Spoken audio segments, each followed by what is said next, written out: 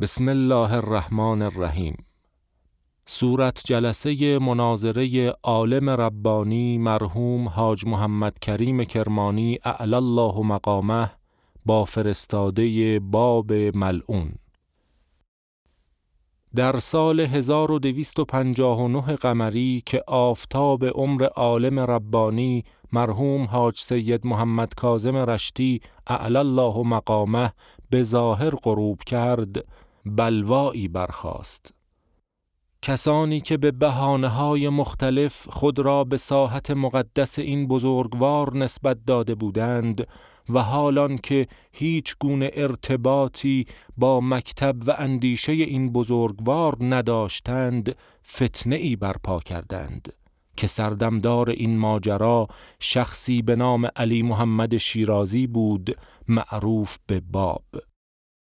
او که ابتدا ادعای بابیت امام زمان کرد، بعدها اما این ادعا را گسترش داد تا جایی که مدعی امامت، نبوت و بالاخره الوهیت گشت.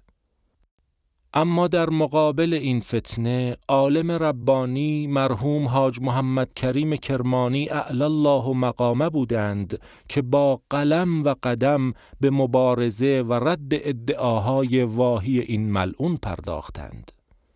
در خصوص تأثیرگذاری ردیه‌های این بزرگوار باید در مجالی دیگر به تفصیل سخن گفت. در عظمت علمی و تأثیرگذاری اجتماعی این بزرگوار همین بس که علی محمد شیرازی 2 فرستاده خاص از خود به سوی ایشان ارسال نمود. همچنین خطاب به آن بزرگوار نامه‌هایی نگاشت. ایشان با فرستاده باب ملعون روبرو شده او را مفتضح نمودند. بحمدالله صورت جلسه این مناظره در دست و مورد توجه معاصران قرار گرفته است، تا جایی که اخیراً این مناظره در مجله‌ای در ایران منتشر شد. اینک به مناسبت 27 شعبان سال روز اعدام و هلاکت باب، مناظره مرحوم آقای کرمانی اعلی الله مقامه با فرستاده باب تقدیم به مکتبیان مکتب استبصار می شود. بسم الله الرحمن الرحیم. چنین گوید بنده مسکین حاج زین العابدین ابن جعفر کرمانی که در صبح یکشنبه 23 ماه صفر المظفر سال 1261 هجری ملا صادق نامی وارد مجلس بهشتائین سید و مولای ما روحنا فدا شد. پس آن بزرگوار فرمودند: ملا صادق که میگویند شما هستید؟ عرض کرد بلی.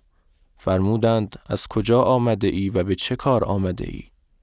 و فرمودند به اهل مجلس که صورت مجلس را بنویسید که به کار دیگران هم می آید. پس بنا به فرمایش آن مطاع لازم الاتباع، صورت مجلس را به رشته تحریر درآورده به خدمت دوستان عرضه می دارم، به طوری که مرد و زن از عوام و خواص همه از آن بهره برند و شاید این عاصی تبه روزگار را به دعای خیر یاد نمایند و بر خداست توفیق و بر اوست توکل من. پس در اول مجلس فرمودند: ملا صادق که میگویند شما هستید؟ بلی. از کجا آمده ای و برای چه آمده ای؟ من در اصفهان بودم. ملا حسین بشرویی و ملا حسن و 2 نفر ملا علی نام آمدند اصفهان و گفتند ظاهر شده است در شیراز سیدی و ادعا می کند که من نایب خاص حضرت صاحب الامر هستم و اسم او میرزا علی محمد است. دلیل از آنها طلب کردم بر صدق قول او. گفتند دلیل او علم و عمل است و گفتند تو خودت میدانی و دیده ای عمل او را و مدتها به خدمت سید مرحوم اعلی الله مقامت درس میخوانده.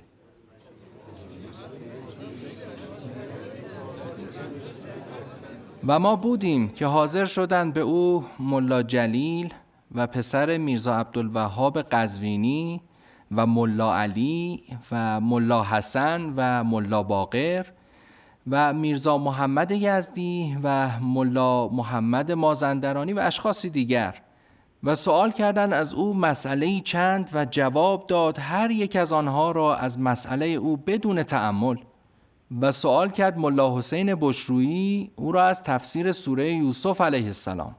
پس روزی یک جزء نوشت در تفسیر آن سوره تا تمام کرد آن را و تفسیری نوشت از برای سوره بقره و تفکیک کرد 100 اشراق بر مصباح الشریعه و انشا کرده از خطبات بسیار در حین سواری کشتی و نام گذارد آنها را نهج البلاغه و دعاهای بسیار ساخته و نام گذارد آنها را به صحیفه و نقل کردن این 4 نفر از او معجزات و کرامات بسیار و خوارق عادات.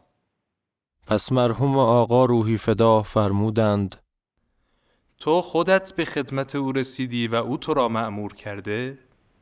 خیر، بلکه این 4 نفر به من گفتند که میرزا علی محمد تو را مأمور کرده به هدایت اهل اصفهان و یزد و کرمان.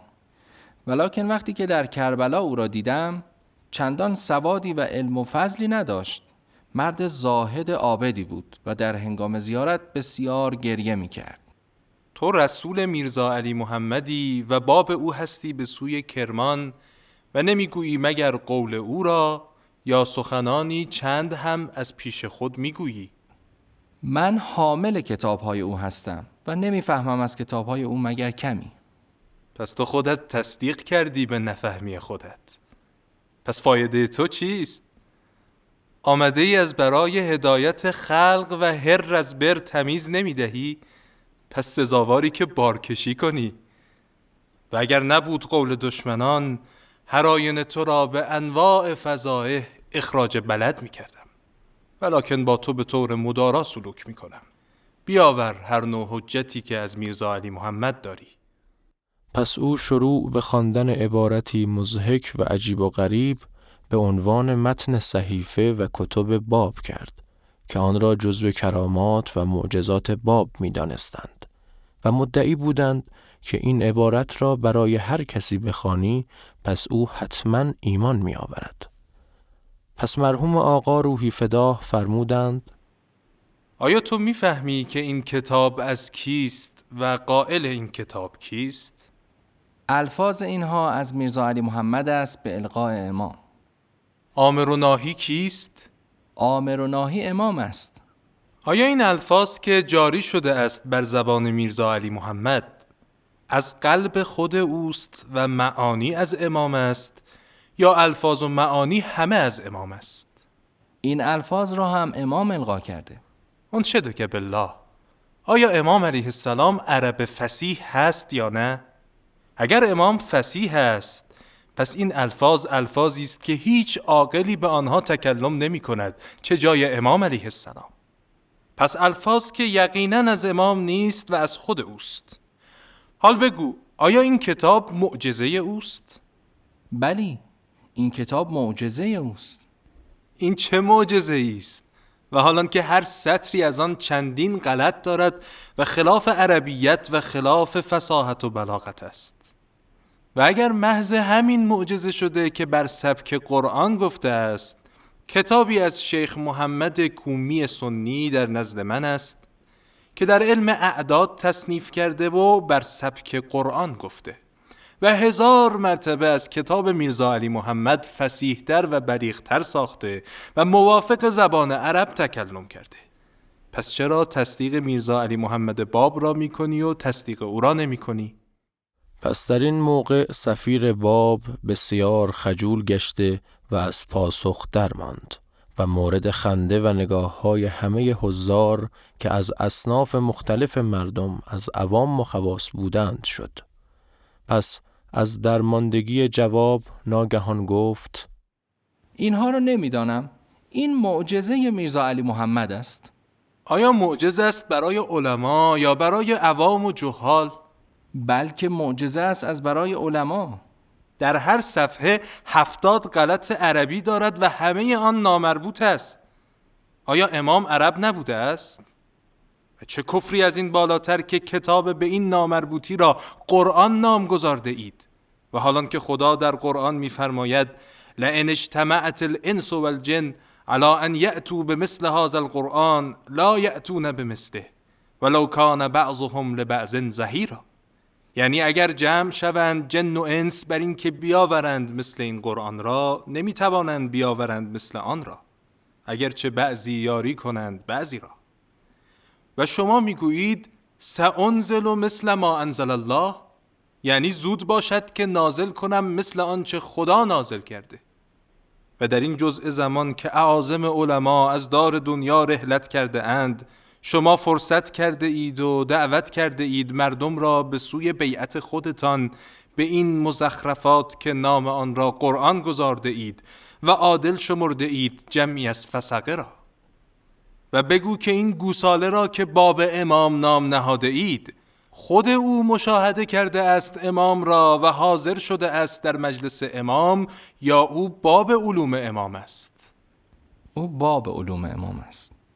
بر فرض صدق این مطلب، این اختصاصی به او ندارد و باعث ادعای نقابت و نجابت و خروج نمی شود. جمیع علما باب علوم امامند. و آیا محمد مازندرانی و ملا جلیل و ملا حسین بشرویی تمیز میان نقبا و نجبا کرده اند؟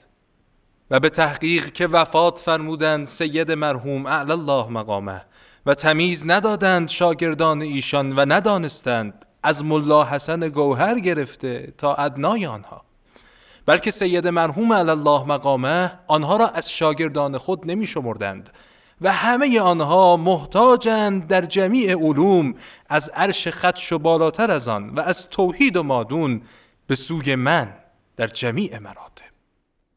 پس همین که این فرمایش را در حق خود فرمودند، ملا صادق تصدیق کرد و گفت: من از خود سید مرحوم شنیدم که فرمودن نقطه علم نزد شماست.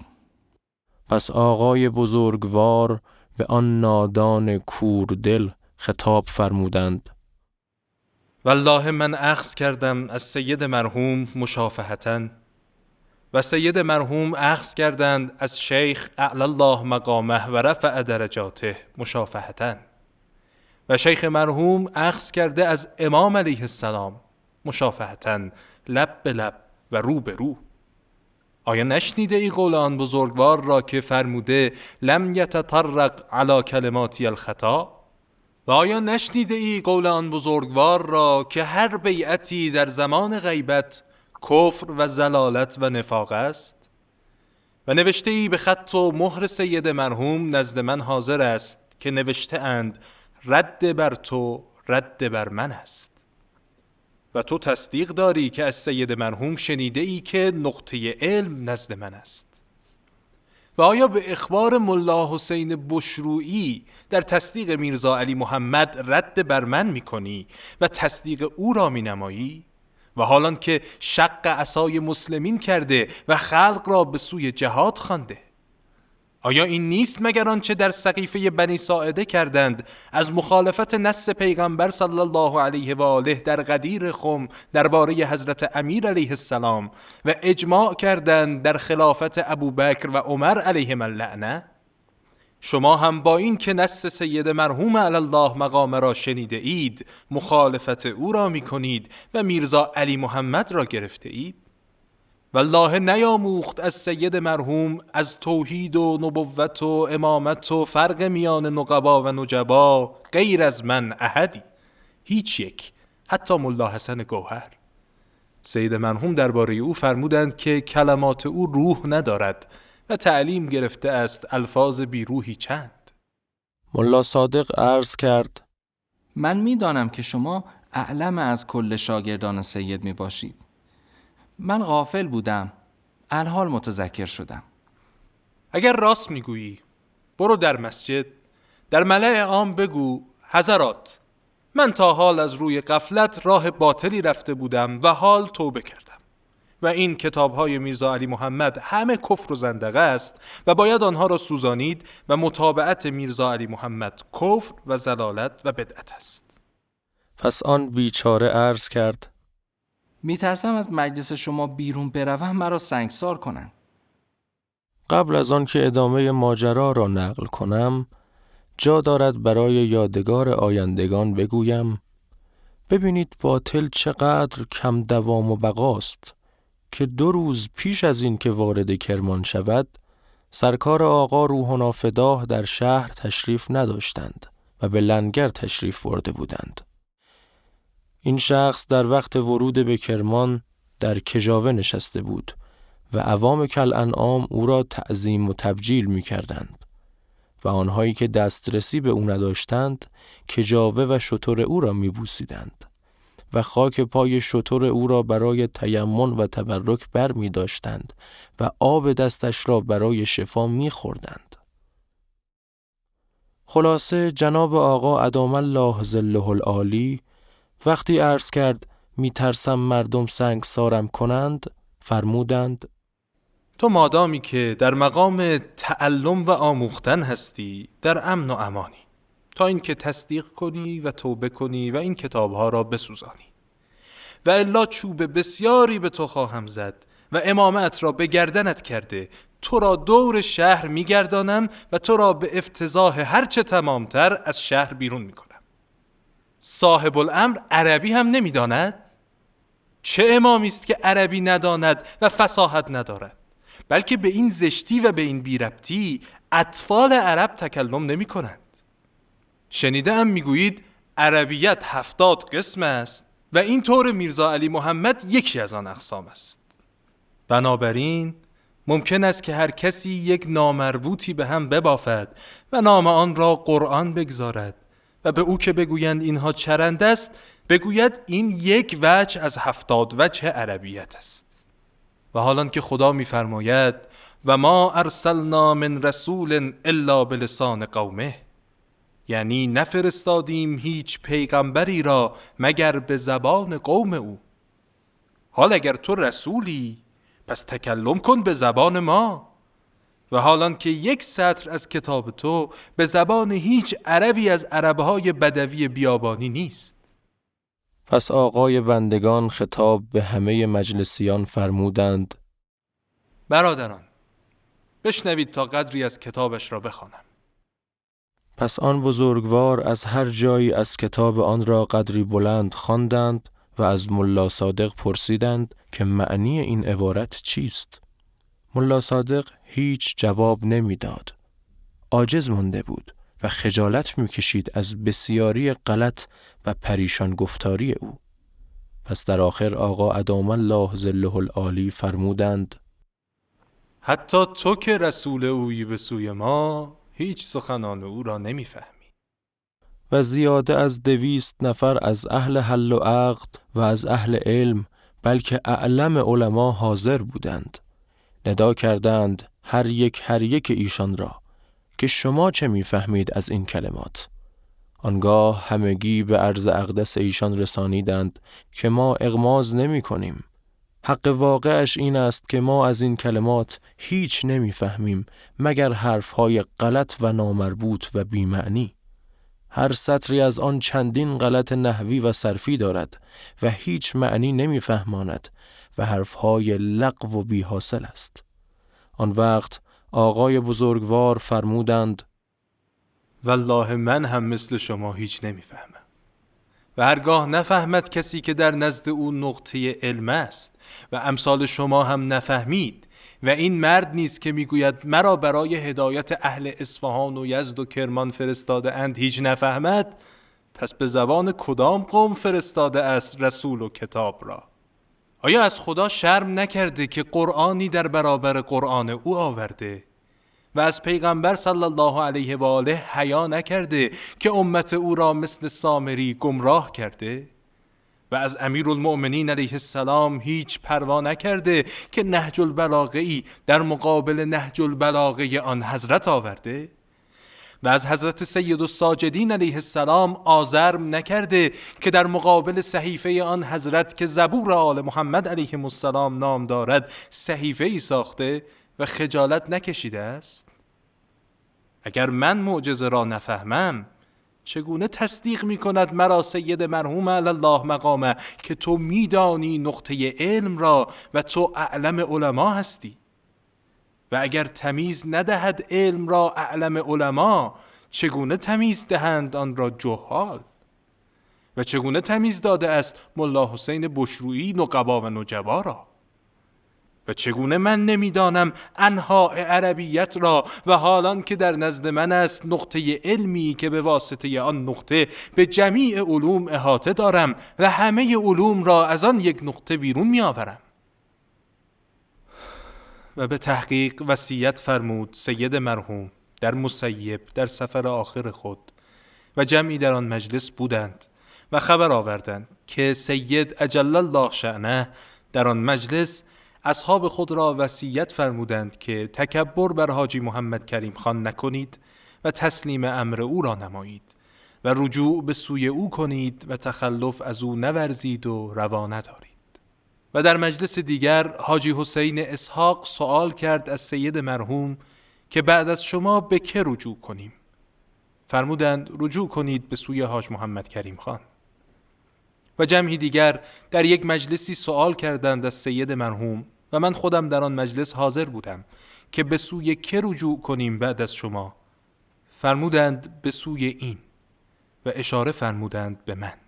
و علاوه بر اینها در نزد من است نوشتجات متعدد به خط و مهر سید مرحوم، یکی دوتا نه 10 تا و بیشتر، که تصریح کرده اند که احدی بعد از آن بزرگوار حامل علم او نیست مگر من. و چگونه این همه نص از سید مرحوم معتبر نیست و نص و تمیز ملا حسین بشرویی معتبر است؟ و حالان که قادر نیست احدی، حتی ملا حسن گوهر و سایر شاگردان سید مرحوم، که یک مجلس درسی بگویند مثل درس من یا تصنیف کنند مثل تصنیف من، بلکه فهم درس و تصنیف مرا ندارند، بلکه آن تصنیف ها که 15 سال پیش از این کرده ام قدرت آن را ندارند که بفهمند مگر از خود من یا از شاگردان من تعلیم بگیرند. و شیخ مرحوم علی الله مقامه منتشر کردند علم ظاهر را و منتفع نشد از او مگر سید مرحوم، و سید منتشر نکردند در عالم مگر علم تعویل را و فرا نگرفت از سید مرحوم مگر من، و من منتشر کرده ام علم باطن را و اهل کرمان از اهل باطنند و به جز اصحاب من قادر نیست احدی، حتی ملا حسن گوهر و میرزا علی محمد و غیر آنها، که جواب بازاری اهل کرمان را بدهند. و من اظلم ممن افترا علی الله کذبا لیضل الناس، کیست ظالم تر از کسی که افترا ببندد بر خدا دروغ را تا گمراه کند مردم را؟ شما تفضیح کردید شیخیه را و شیخ مرحوم را و سید مرحوم را به این که میگویید ما شیخی هستیم، و تفضیح کردید شیعه اثناعشریه را به این که میگویید ما اثناعشری هستیم، و افترا بر خدا و رسول و ائمه علیهم السلام بستید که این مزخرفات را به هم بافتید و نام آن را قرآن گذاردید و نهج البلاغه و صحیفه. و حالان که اقرار به عجز از مثل آنها کرده اند همه فصحای عالم، و والله آنچه پیشینیان کسر گذاشتند شما تمام کردید، اما کتاب را پس تحریف کردید آن را، و اما عطرت طاهره را پس ضایع کردید آنها را. و شیخ مرحوم علی الله مقامه تصریح کرده اند که هر بیعتی پیش از ظهور امام بدعت و ضلالت است، و در نزد من است نوشته ای به خط و مهر سید مرحوم که این زمان زمان نجباء جزئی است و خروج و اخذ بیعت و جهاد نیست مگر از برای امام یا نائب خاص از نقباء کلی. و نوشته ای به خط سید مرحوم موجود است که در آن نوشته اند فاز متبعک و نجا مصدقک و خواب و خسر مکذبک و راد علیک، یعنی رستگار شد متابعت کننده تو و نجات یافت تصدیق کننده تو و نومید و زیانکار شد تکذیب کننده تو و رد کننده بر تو. پس اگر سید مرحوم و شیخ مرحوم علی الله مقامهما بر حقند پس من هم بر حقم، و اگر بر حق نیستند چنان که اعتقاد شماست پس نواسب در عالم بسیارند، شما هم مثل آنها. و سند ما علم و عمل است و تکلم است مثل تکلم سید مرحوم و تصنیف است مثل تصنیفات سید مرحوم. و نمیخواهم خروج به سیف کنم بر بلاد روم و بغداد. شمشیر من زبان من است و علم و تصنیفات من از 10-15 سال پیش از این تا امروز از فهم مردم بالاتر است، مگر کسانی که از خود من یاد گرفته باشند و الان موجود است. پس اگر تو حق را به علم میشناسی، این علم، و اگر به نص میشناسی، پس این نصوص سید مرحوم، و اگر اراده فساد داری، پس در این ولایت تو را ممکن نیست. پس ملا صادق عرض کرد: من در خلوت با شما عرضی دارم. در خلوت 1 دقیقه با تو نمی نشینم و به نجوا و آهستگی 1 دقیقه با تو تکلم نمی کنم. اگر برهانی داری بر اثبات حقیقت میرزا علی محمد و کتاب او، علانیه و در ملأ عام بیاور، و الا پس تصدیق کن مرا یا تکذیب کن تا جاری شود بر تو آنچه باید جاری شود. و در نزد من است به خط و مهر سید مرحوم علی الله مقامه نوشته ای که فرمود: خدا قرار داده است مرا و تو را از اسباب تشیید رکن رابع. و در بالای سر مبارک حضرت سید الشهدا علیه السلام عهد کرد با من که داخل بهشت نشود مگر با من. و فرمود: طینت تو از طینت من است و خمیر شده است طینت من و تو به آب رحمت. و در تعلیقی به من نوشته اند که راضی کردی از خودت صاحب الامر را و راضی کردی از خودت شیخ مرحوم را و راضی کردی مرا.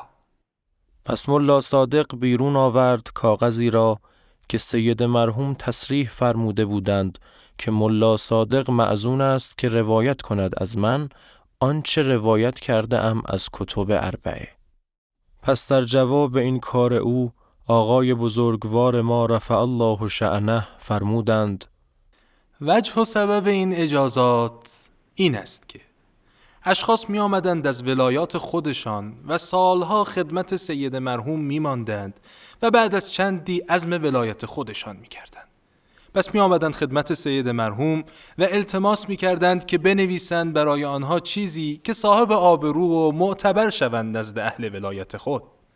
سید مرحوم هم می نوشتند امثال این اجازات را از برای آنها، بلکه برای ادنا شاگرد خود می نوشتند. حال این دلیل حقیقت میرزا علی محمد و کتابهای او نشد. اگر برهانی داری بیاور و ثابت کن که او حق است و نایب صاحب الامر و باب آن حضرت است و قرآن او معجز اوست.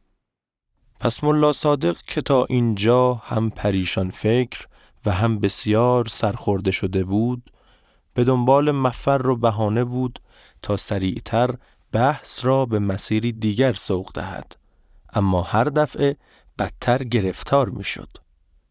وقتی که در اینجا آقای بزرگوار لفظ قرآن او معجزه اوست را فرمودند، پس بی تأمل گفت: این قرآن نیست، بلکه این تفسیر سوره بقره و سوره یوسف است. پس آن بزرگوار بی وقفه جوابش دادند که این چگونه تفسیری است و حالان که نام او را قرآن گذارده و مفسرین تفسیرهای بسیار نوشته اند فصیح تر از این و شق عصای مسلمین نکرده اند و اختلاف در میان مردم نینداخته اند و ادعای نیابت نکرده اند. این تفسیر باطن است.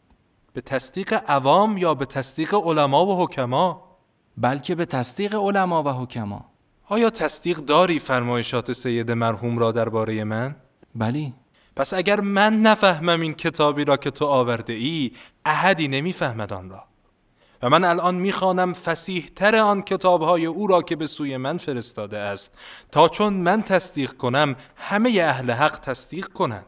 و از اهل حل و عقد کسانی در مجلس من حاضرند که اعلم علماء عالمند. پس خواندند کلمه کلمه آن را و فرمودند: من که نمیفهمم از این عبارتها مگر غلط و جهالت. و شما ای حضار و تو ای رسولی که دلیل عقل آن کسی که تو را فرستاده هستی، بیان کن معنی این عبارت را برای من. آیا این عبارت عربی است؟ عرض کرد: من همینقدر میدانم که این خلاف قواعد عربیت است و هیچ معنی از این نمیفهمم. پس فرمودند: شما را به خدا انصاف بدهید. آیا هیچ عرب بی طهارت بیابانی اینطور تکلم می کند؟ آیا این مزخرفات تورات و انجیل و زبور و صحف و قرآن محمد صلی الله علیه و آله است؟ آیا این قرآن است که معنی یکی از آیات آن است که ما وحی کردیم قرآن را به سوی تو چنان که وحی فرستادیم به سوی محمد؟ و یکی دیگر از فقرات کفرآمیزش این است که اگر جن و انس جمع شوند که یک حرف مثل قرآن تو بیاورند نمیتوانند آورد. آیا میتوان این کفر را شنید و گفت که این تفسیر سوره بقره و یوسف است و قرآن نیست؟ پس ملا صادق سرفکنده و زبون تصدیق کرد که حالا فهمیدم که این کتاب او همه غلط و بی‌معنی است.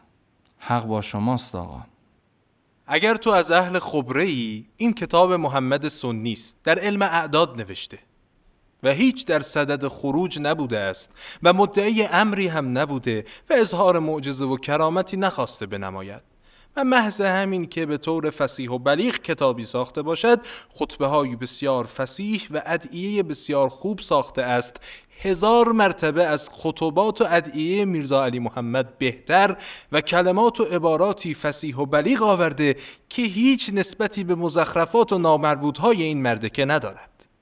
بس کل کتابهای او که قرآن و نهج البلاغه و صحیفه نام نهاده، همه آنها را همین کتاب محمد کومی باطل کرده، چرا که آورده است کتابی مهمتر از کتابهای او و دیگر احتیاج به اجماع جن و انس نیست که نتوانند مثل کتاب او حرفی ادا کنند.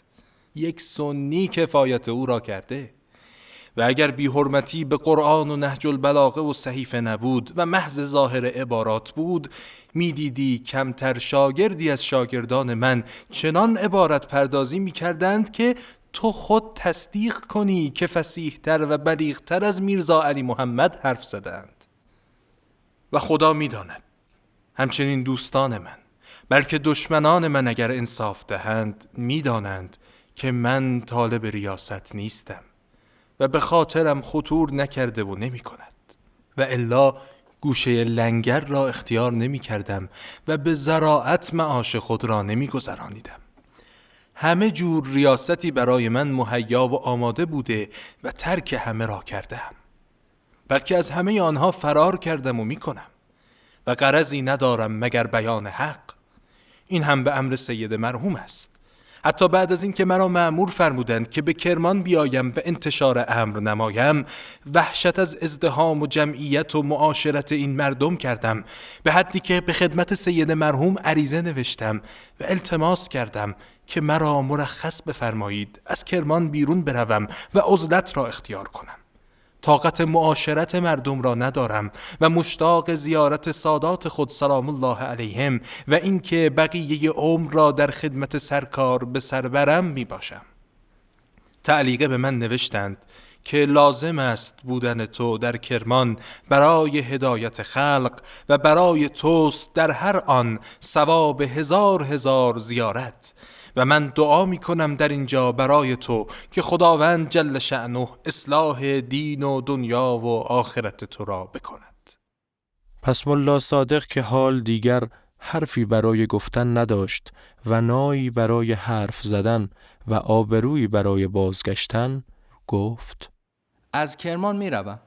برو و من می نویسم به تمام شهرها که هر جا بروی تو را طعن و لعن کنند و تو را و امثال تو را در ولایت راه ندهند و از هر گوشه‌ای که سر بیرون آورید سر شما را بکوبند.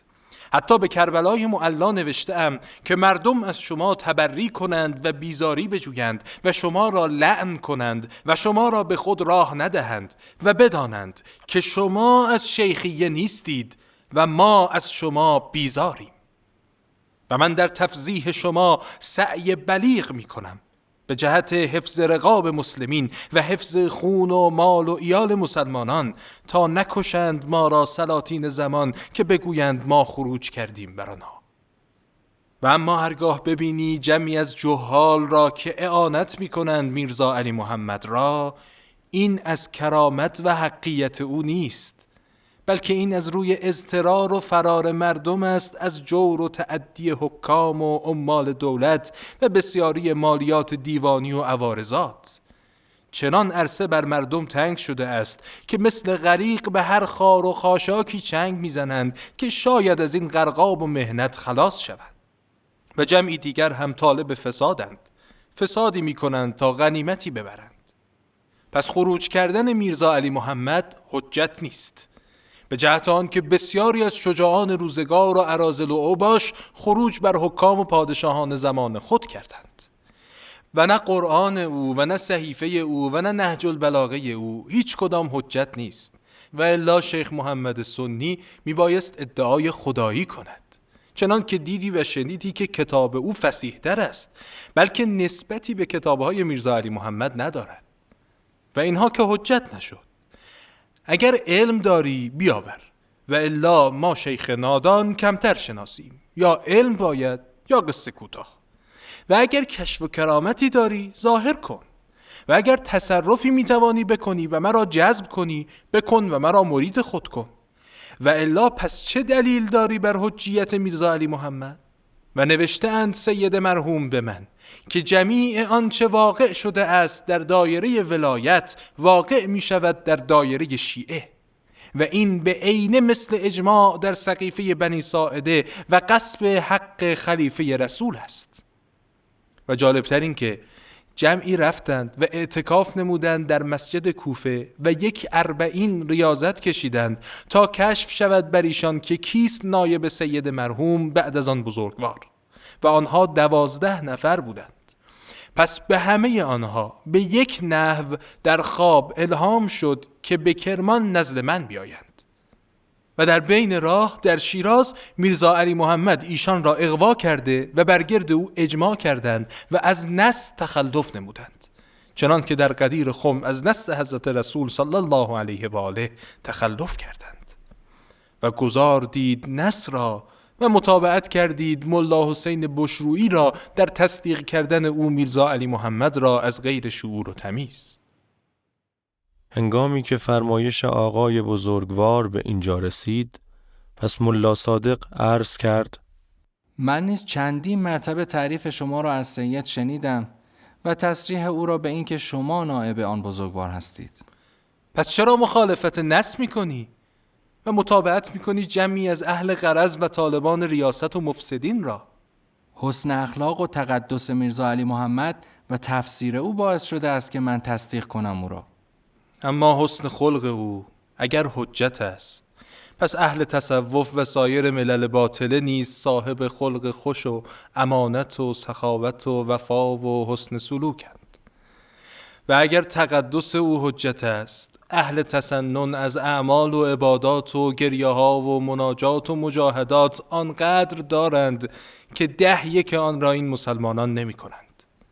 و اگر کتابهای او حجت توست، پس کتاب محمد کومی سزاوارتر و لایقتر است برای نقیب بودن او، بلکه به نسبت به این مزخرفها او خداست. و حالان که سنی بوده است و امر کرده میرزا علی محمد که کتاب او را به طلا یا به قرمزی بنویسند و شما مخالفت کرده اید و به سیاهی نوشته اید. شیخ مرحوم علی الله مقامه فرموده اند و نوشته اند که در آخر الزمان 12 علم بلند می شوند و همه آنها باطل است و بدعت و ضلالت است مگر یکی از آنها. و نوشته ای به خط و مهر سید مرحوم رفع الله درجاته نزد من است که فرموده اند این زمان زمان نجباء جزئی است و زمان نقبا نیست و شما می خوانید مردم را به سوی خروج و جهاد و نیست این مگر شأن نقیب. پس ملا صادق بیشرم باز برای اثبات مدعای خود بر این که باب بر حق است تفسیر سوره بقره او را علم کرد. البته او تفسیر هم بر سوره بقره نوشته است و آن بهتر است از این تفسیر سوره یوسف. آنچه حاضر است و می‌بینیم تکذیب کرده است قول خدا را. لئن اجتمعت الانس والجن على ان یأتوا بمثل هذا القرآن لا یأتون بمثله ولو کان بعضهم لبعض ظهیرا. یعنی اگر جن و انس جمع شوند که مثل این قرآن را بیاورند نمیتوانند بیاورند و اگرچه بعضی را یاری کنند.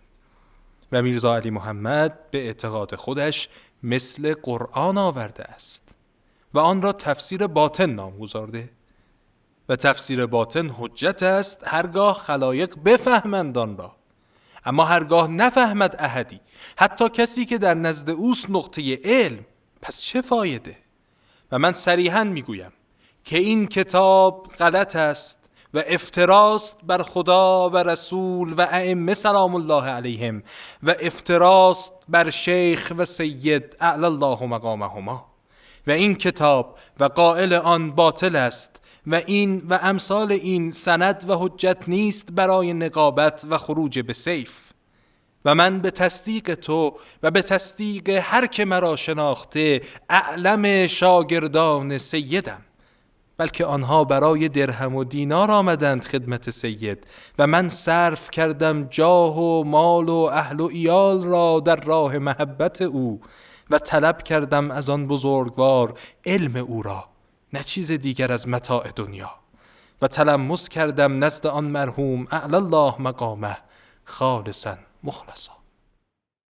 در آن مجلس خلد اساس نایب الحکومه ولایت حاضر بود و از ابتدای جریان تا به اینجا به حواس تمام مناظره را زیر نظر داشت و وقتی که تمام جوابهای کافی شافی آقای بندگان ارواحنا له الفدا را دید و شنید، پس خطاب به آقای جلیل رفع الله شأنه عرض کرد: اتمام حجت بهتر از این نمی شود.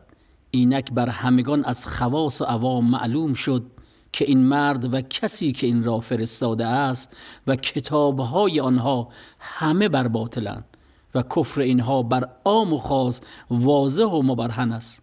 همگی شاهد بودید که چگونه حاجی محمد کریم کرمانی با دلایل و براهین نورانی و ایمانی مفتضح ساخت این مردک بیچاره ظلمانی را.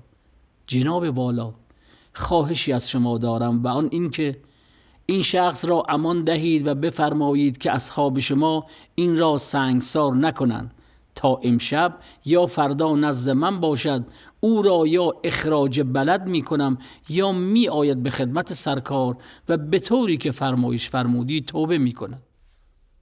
پس آقای ما اطال الله بقاه از روی کرم و لطف عام خود آن بدبخت را امانی فی الجمله دادند تا شاید به این واسطه هدایت شده دست از راه کج خیش بردارد. اما آن بیچاره بیدین راه خود را انتخاب کرد و همان شب او را از ولایت بیرون کردند. بعد از آن 4 کتاب در رد این طایفه بابیه ضاله مضله نوشتند و رقیمجاتی در ابطال باب خسران مآب مرقوم فرموده و به اطراف فرستادند و برای همه کس واضح و مبرهن ساختند. و السلام. فصلی الله علی محمد و آله الطاهرین و اولیائهم المکرمین.